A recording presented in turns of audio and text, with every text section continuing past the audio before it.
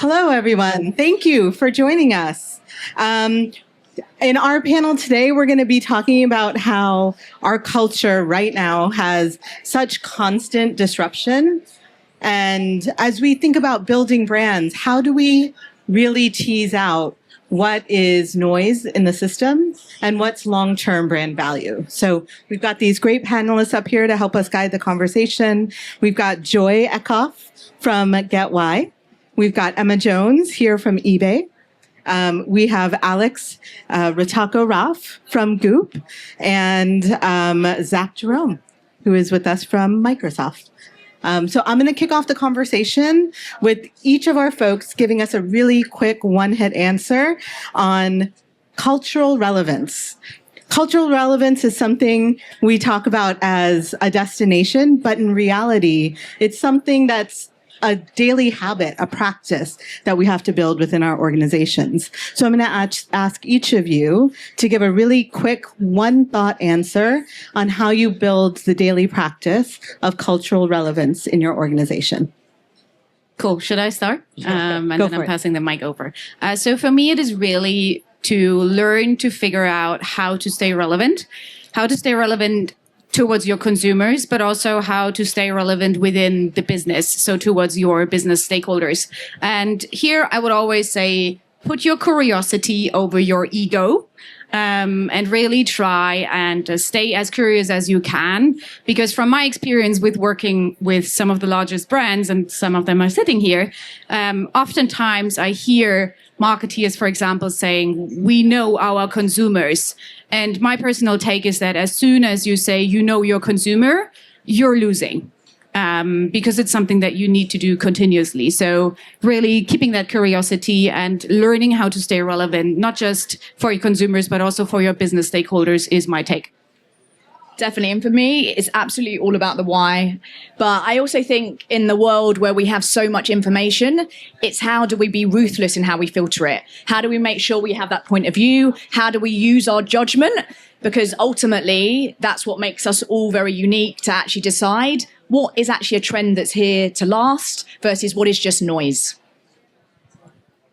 For us at Goop, we have a really unique, superpower in that we have an editorial team who are our ultimate cultural relevance filters. So, we have that built in automatically to the team, but really where the discipline has come in is really plugging them into the marketing team, because they are two separate functions, and using them and their function as a part of our daily practice of our filters, in addition to all of the social listening signals and that. So it's nice to have it built into the team, but what we've had to do is operationalize around that as a marketing team.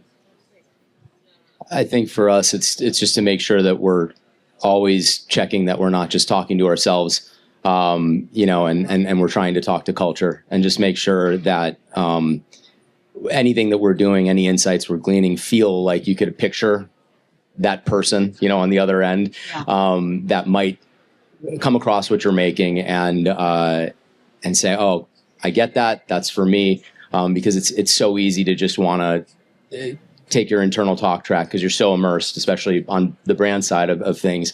I think it's just making sure we're never talking to ourselves, and we're trying to engage people where they are. To build on that, you have been at this intersection of culture and commerce throughout your career, whether it was with Apple when you were agency side, or whether it was with many of the brands that you've been with.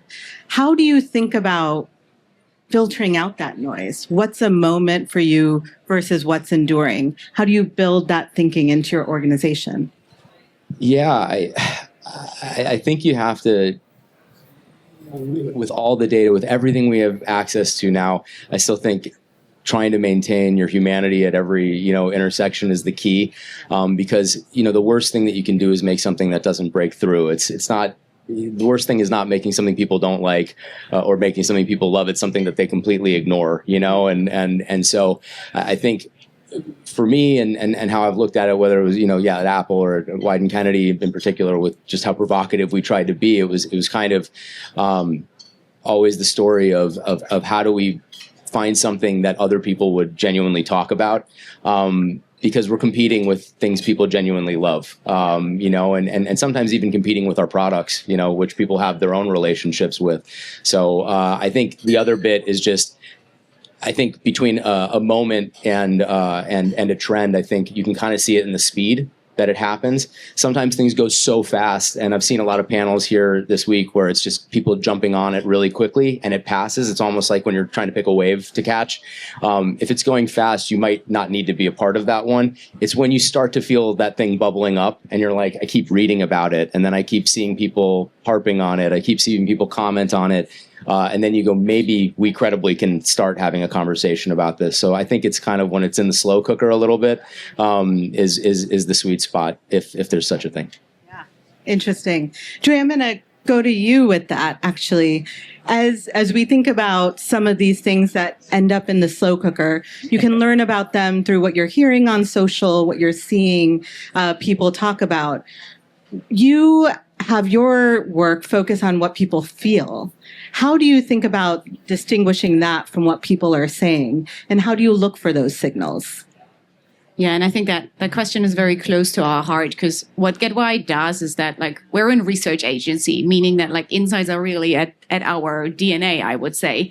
And I oftentimes see, and there's actually a statistic about this, that 96% of enterprise data, and I see a lot of enterprises here, 96% is data that they have on exactly what you said, social listening, media data, all of these trackers, reports.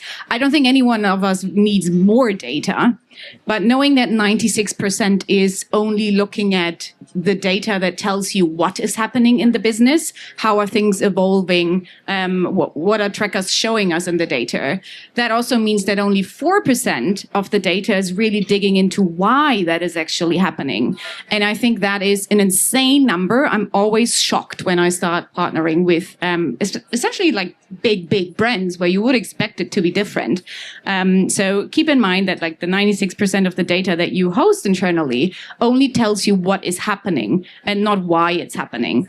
And the way that we partner with brands like Coca-Cola or eBay and so on and so forth is that they bring us in as a partner to get why this data is actually showing the evolution that it's showing. So really digging into the why. And how we do that is essentially that we just ask the audience, we just ask the consumers. So we do one-on-one interviews moderated by AI because it needs to be fast and efficient, and just ask the consumers about why they are behaving like that. Why are they buying something? Why are their preferences the way they are? And I think that is a really important point, because oftentimes I can see that brands are working with big numbers. So let me give you an example. Someone went into a boardroom and says, our market share decreased by 12% in the last 12 months.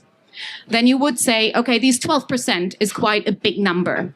This is the what, right? What was happening? I can see in the data our market share declined by 12%. It definitely brings you a certain attention. But if you say, we're losing young consumers because we're not matching their identity anymore, we're not able to understand them anymore, this is the why. And this is really what not just gets you the attention, but also makes people care and ultimately act on it in your business. And I think that is what is like really important for me to understand, that you do not just need to look at the what, but essentially really start digging into the why. And that is also going back to your question, how to think about it and how to differentiate when it's just a spike versus an actual trend that we can see. I would say I like to compare it maybe with the weather. So the weather can be something that's loud, impulsive, it changes oftentimes. It's a spike. But what is not a spike is climate. Climate moves slowly, steadily. It's not dramatic or loud, but it is something that really is not temporary. This is stays. It's not a spike like the weather. And I think that is a good way of thinking about that, like continuously keeping an eye on that and not just jumping on the first data or, fancy number that you might find in that data. Really building those enduring brands, Yes. brands that stand for something over time that can be responsive to spikes, but have a core value that really And the drives only way of customer. doing that is understanding why. And I like to say, when I partner with big brands, I like to say, like, be the annoying person in every meeting that keeps on asking why. If you are presented with new numbers, if you speak about certain developments, even new concepts, keep on saying, why are we doing this? And if you do not have the answer to that, then you better get that answer and you start speaking to your consumers, your audience, the people that you care about as a brand. Great. I just want to build on that. So definitely, I think when we're trying to convince our businesses, I worked at eBay, I worked at Heinz, I worked at Red Bull, that why tends to be what convinces your stakeholders. So it's so crucial in that because we respond to stories, we're human beings. But I think it's also the why questions that I feel are most helpful is, what is that human truth? What can your brand credibly own?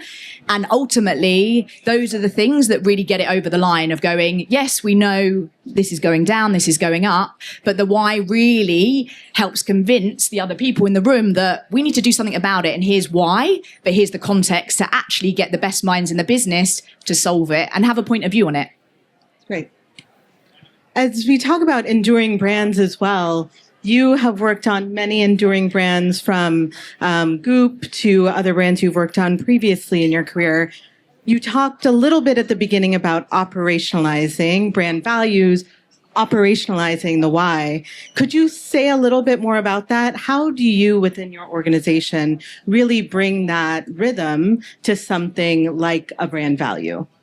Yeah. So I think it's about establishing a couple of like non-negotiables. We talk about them internally as lenses that allow us, we establish those lenses. We obviously work through them, you know, for a campaign or something like with more longevity, but also like in the name of like signals and cultural relevance, social listening, kind of establishing a workflow that when we want to be more reactive, making sure it passes through the brand lens. We have the Gwyneth lens. We have so many different ones that we push things through to ensure that it is aligned, but also then when they pass through those lenses, it allows us to have that agility to like, you know, come up with a reactive social post to a trend or something, you know, that our social listening platform is talking to us about so that we can be in those culturally relevant conversations, be a part of a moment. If when it's getting memed out for an arugula segment or something like that, we can be in that conversation as Goop and ride on the coattails of that moment. That's great. So having that infrastructure also allows you to be more agile when those moments come. And just ensuring that's set up and that, like, you know, there's the brand lens, the creative lens, our founders lens, the performance lens, the revenue lens, just ensuring like, okay, if it passes through two of these lenses pretty seamlessly, it's a go. If it's only has one or a half of two, maybe it's not. And it just, we have this system so that we can, you know, also inspire agency within our employees. So it's not always like is this okay with, you know, the brand leader or maybe the creative director doesn't have time to look at it. But if we have these like protections, then everyone knows, you know, where to operate and how to move. Great. That's great. Any other thoughts? Sure. I think it's also just where, I guess from like a brand strategy perspective, just knowing the head and the heart of your brand is so critical that like there are just certain trends that even if they're great and even if, you know, creatively in your mind you feel like, oh, our team would do something incredible and we could be a part of it, it doesn't mean that people would accept it from you. And sometimes it's like that, it's that old, you know, strategy of sacrifice thing where, you know, maybe we could be a part of this thing that's going on, but it might not make sense from us versus certain ones where, boy, if we said this, like it would actually add something to this discourse and it might actually be, you know, have some breakthrough potential because it'd be surprising in some way. And so, you know, I kind of look at it from that angle of once the signals are there and you feel like, oh, this is happening, and you have to kind of go back to your core brand strategy and say like, will they accept this from us or will they not? Yeah. One of my favorite spots this year that's up for award is Popeyes with their Pope Yeah. Did you see that? I mean, it's fun to see where you can lean in with the credibility of being responsive, and where does it provide risk. Emma, I mean, obviously values help brands decide what to do, but insights really help brands decide what matters. So how do you think about that? How do you think about what is actually finding a signal versus what is it that you should ignore, building off of what we were just talking about? Absolutely. So to me, almost what you choose to ignore becomes more important. We're in a world where information is at our fingertips and at all of our fingertips. So being selective of what you're going to choose to do something with becomes so important. And I think with that, having a point of view. So obviously, with the big brands we work on, you can't be everything to everyone. So what are you actually going to stand for, and how are you going to really lean into your strengths? So 2 examples of that, when I was at Red Bull, we had the sugar tax that got introduced into the UK, and lots of brands decided to reformulate. Red Bull went, you know what? Sugar's in our product to give people energy. We are going to double down on that. And that was advice that I gave in the insights team to go, that's our strength. That's what we stand for. Let's be true to who we are. And actually, we pay the benefits of that. So we stuck to that. Other competitors reformulated. Lucozade went from number 1 to now number 3. Market share, they've never recovered because they removed the sugar. And guess what? It tasted a bit crap. And people don't want a product that isn't delivering on taste. Red Bull, we actually increased our price only by 10p. We are now have grown from strength to strength as a result of that by staying true to what they saw as important. You could argue cultural signal was healthcare, and that's important, but actually going, this is who we are as the brand. I think the other example I think of is when I was at Heinz. So we ended up winning a Grand Prix in creative effectiveness by coming up with a platform was it has to be Heinz. This was solely based on a human truth that we knew that people go, I want Heinz ketchup. I don't want to settle for anything else. So how do you really lean into that? Because that is part of the cultural zeitgeist. So how do you own that and actually really differentiate it? I think to me, insights, we've got more information than ever. So giving people access to that and democratizing it, super important. How do we equip our marketeers to make the best decisions? That to me is our job.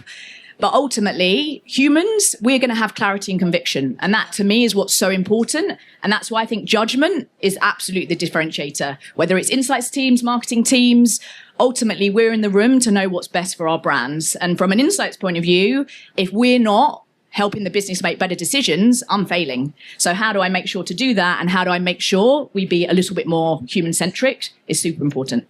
And how do you think about, I love that language of democratizing insights for the organization. How do you enable that? How do you build that democratization as a cultural piece within an organization? Absolutely. So one of the ways we do it is with GetWhy. So we have a platform where people can fully access all the consumer videos we have on certain topics. So they can go in and ask and answer exactly what their questions are. And having a real person, a consumer, say that to your face, that's memorable.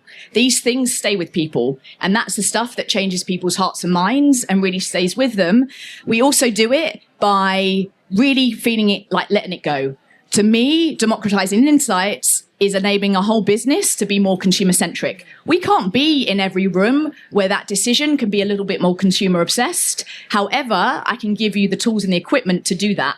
And that, to me, is a win for everybody. It's not, I don't need to retain it. If it's good enough, I want the business to know about it. And guess what? When it's good enough, they keep coming back to you because they go, this helps me do my job better. This helps me grow. And that's really what it's all about. So then they seek it out and you're not having to advocate all the time. Absolutely. Yeah, that's great. Any other last thoughts before we move to the last question?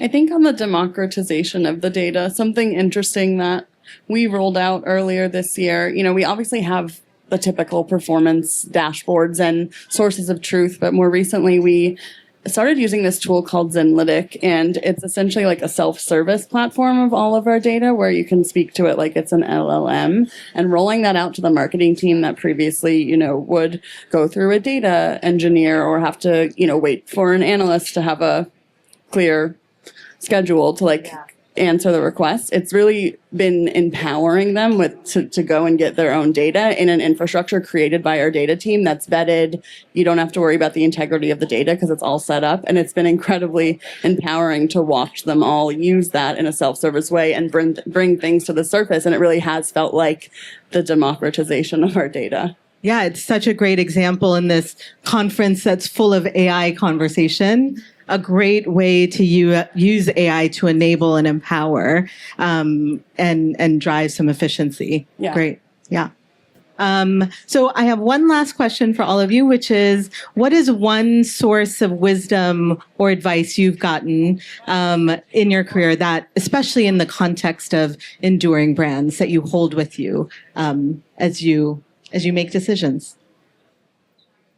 Absolutely, I'll go first. Sorry, I'm looking at you going. I will go first. So to me, know who you are and play to your competitive strengths. I feel like too many brands, it's important to look at what competitors are doing, but there's a reason why you're there, and know who you are and why you're there and what makes you unique. So really lean into that. And to me, working with Red Bull, Heinz, eBay, they're brands who really have a point of view and stick to that. And that ultimately, if you're trying to work out a trend or a signal, that tells you what you should do with it. If there's multiple things and multiple consumer needs that are changing, they're shaping how they feel, how they behave, that's when you probably should do something about it, but do it in your own voice. Don't copy other people. Great. I think for me, it is being obsessed with the why. So I like to think about it is like whenever you sit in a meeting and you're discussing a new campaign that might be coming up or a new concept that you start working on or whatever it might be, if you don't ask why 5 times in a row, you're not getting to the core of it. And that helps you to get a step closer to going back to becoming consumer centric, which is something that we heard last year here all the time. This year it's AI. Last year it's been consumer centricity. And I like to joke about that. But really the way for brands to get closer to their consumers is in the meetings that you're at. Keep on asking the why. And then towards the consumers, make sure that you're in a dialogue with them. Don't ask them something once and build something for the next 12 months. Keep that as a continuous conversation. Again and again, have these check-ins with them and ask them why they are behaving the way they do. So for me, it is really being obsessed with the why and also building your infrastructure about that. Because if we're having great brands here on stage. If you realize that you don't have the right ecosystem to answer that why, you should ask yourself the question, what kind of partners you need to bring in that help you answer that kind of why. Uncover it more easily and empower it across the org. Thank you. I think for me, something that's been true in most of the roles that I've been in is not forgetting about the customer. And it's something I learned early on from one of my first bosses, is always being customer obsessed. And I think, at a brand like Goop, obviously the other brands up here have been around longer, but 20 years is a long time for a mostly D2C brand. And I think along the way, it's easy to become obsessed with, brand elevation and all of these things that are great and move the needle on top of funnel, but always coming back to that customer listening loop and incorporating that into the marketing messaging and the brand pillars and ensuring that the customer is top of mind for everyone cross-functionally. Always advocating for the customer. Love it. Yeah, and I think I would say something that whether I was teaching strategists that are on my team and coming into the business or when I was a professor, I always kind of like to say that good stories are long stories. I've been together with my wife for 20 years. It's a great story. And it gets better, every chapter, right? And so that speaks to the commitment to build brand over time and to give and to respect the consumer and say that you don't need to get all of this at once. And I think there's so much temptation. Obviously, you can walk around this week that our tools are so fast, our insights are so fast, as everyone's talking about. But having the courage to just tell the same story well over a long period of time is a great way to fall in love with a brand, which is something that we do. And I'll end it with this. It's like a long time ago when I was at Wieden Kennedy, something that was always happened was we'd have new prospective clients coming in for a pitch, and they would say, "Oh, I love that first work you did for this brand," and we'd think about it and we're like, that was like in the third year, and so really, if you had given up telling that story in year one, they never would have gotten to the campaign or the idea that was where the brand as everyone knows it now kind of took hold. And so, but that takes a lot of courage and from the client, from the agency side, now we're the client. And so I guess I have to be courageous with my colleagues. But just to tell that long story, because it might be the fifth thing you do that is the best articulation of that insight and that connection with the audience. And that's where everything springboards, and you never, suddenly brands feel like they can't miss. But it was just a common misconception that was like the launch campaign you pitched on. And it was always like, no, it was like year 3, we were barely hanging on. So interesting. Well, I love that as a way to close. Just anchoring on that idea of the best stories are long stories. They're really grounded in the why. They're going deep in the insights and really understanding the characters. And of course, they're obsessed with the customer. So we'll end with that. Thank you. Thank you.